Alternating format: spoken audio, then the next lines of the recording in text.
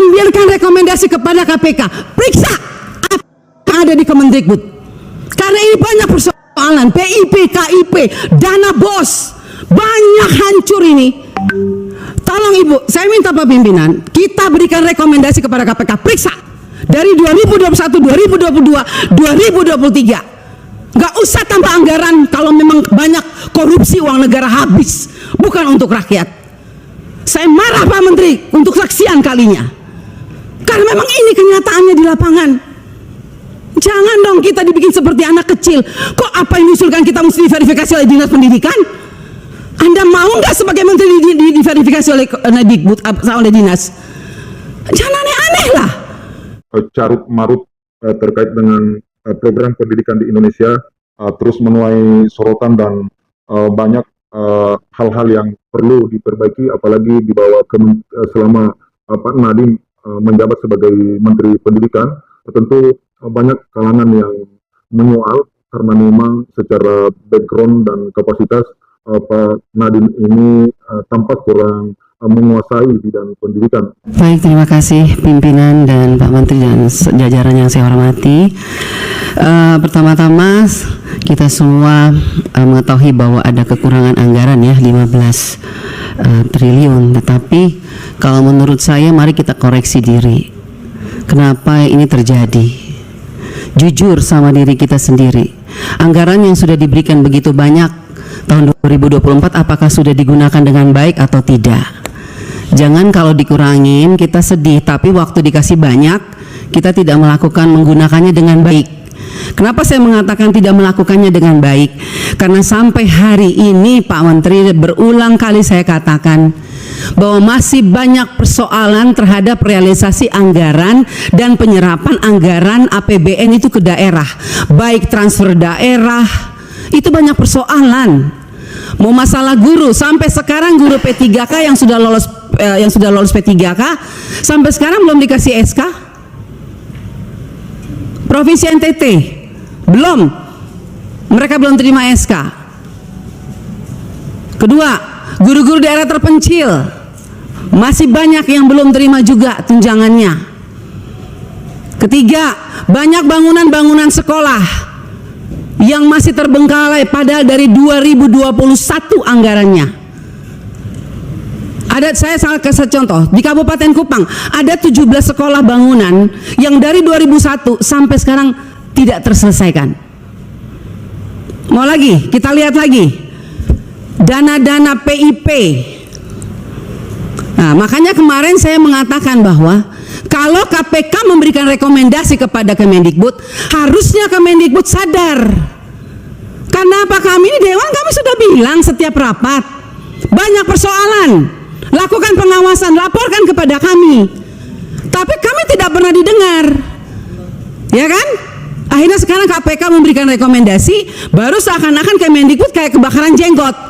Bahkan kami anggota pemangku kepentingan mau diatur sama Kemendikbud untuk melakukan verifikasi oleh dinas. Loh, Anda sebagai kementerian mau nggak dilakukan verifikasi sama dinas? Jangan suruh dinas, jangan suruh apa yang kita usulkan harus dilakukan verifikasi oleh dinas. Kita ini lembaga tinggi negara, wakil rakyat. Kita yang menentukan anggaran di Indonesia ini. Bagaimana kepala dinas bisa memverifikasi data yang kita berikan? Anda sebagai kepala kementerian mau nggak diverifikasi sama dinas? Bapak Ibu ini kan orang-orang pintar setahunya saya di Kemendikbud, orang-orang berpendidikan. Kok bisa salah mengambil kebijakan? Anda mengeluarkan Perseksjen yang dimana poin nomor 3 dikatakan bahwa data yang direkomendasikan sebagaimana dimaksud pada huruf B diverifikasi oleh Dinas Pendidikan. Loh, kita ini pemangku kepentingan usulkan itu dari Dapodik sekolah. Dapodik itu harusnya kan, makanya tadi Pak Andre bilang operator sekolah itu diperhatikan, karena semua itu dari operator sekolah. Kepala sekolah aja kadang-kadang tidak tahu apa yang terjadi dilakukan oleh operator sekolah. Dinas pendidikan juga nggak tahu. Nah, kementerian juga. Jadi kalau mau melakukan verifikasi, harusnya kementerian melakukan verifikasi terhadap dinas, dinas lakukan verifikasi terhadap kepala sekolah, hasil verifikasi itu baru diberikan kepada kami. Itu jangan dibolak-balik. Bahkan saya minta Pak Ibu pimpinan, Bapak Ibu pimpinan, kita ambilkan rekomendasi kepada KPK, periksa apa yang ada di Kemendikbud.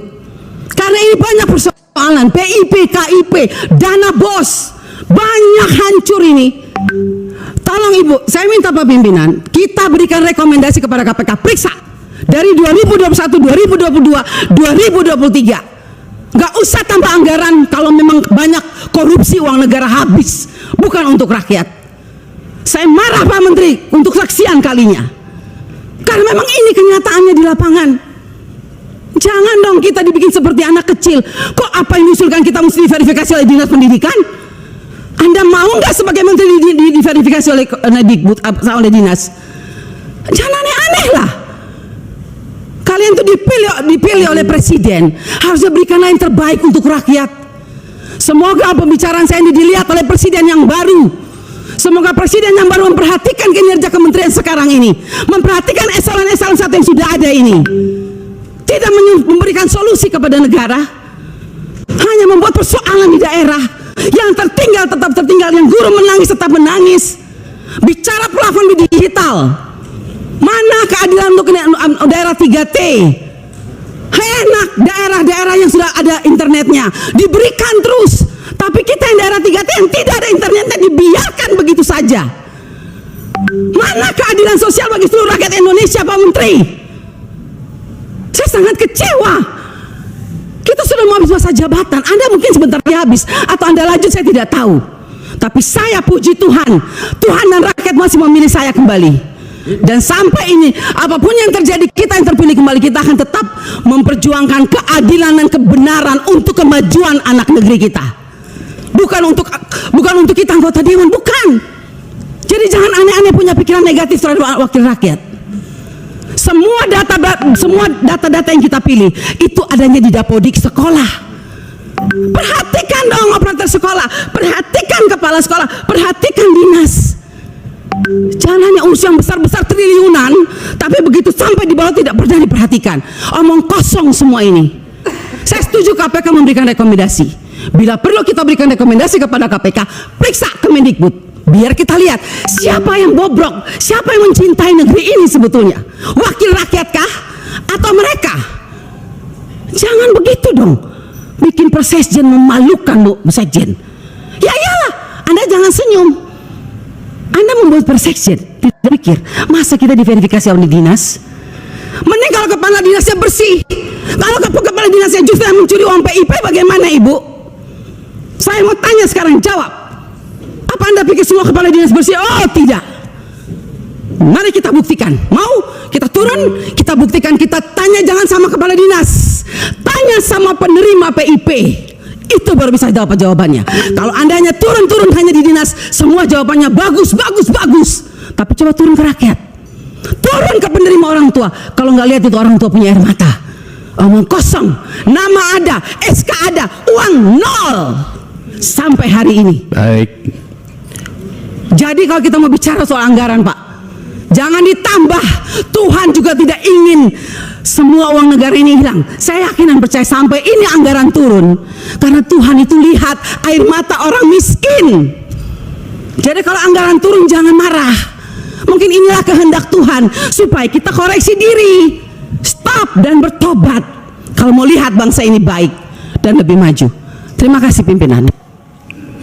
Ya, meskipun anggaran APBN negara memang porsinya cukup besar, 665 triliun untuk anggaran pendidikan, namun carut marut terkait dengan program pendidikan di Indonesia terus menuai sorotan dan banyak hal-hal yang perlu diperbaiki, apalagi dibawa selama Pak Nadiem menjabat sebagai Menteri Pendidikan. Tentu banyak kalangan yang menyoal karena memang secara background dan kapasitas Pak Nadiem ini tampak kurang menguasai bidang pendidikan. Dan di DPR kita saksikan bagaimana anggota DPR menyoal, mempertanyakan kemana anggaran yang cukup besar itu diperuntukkan.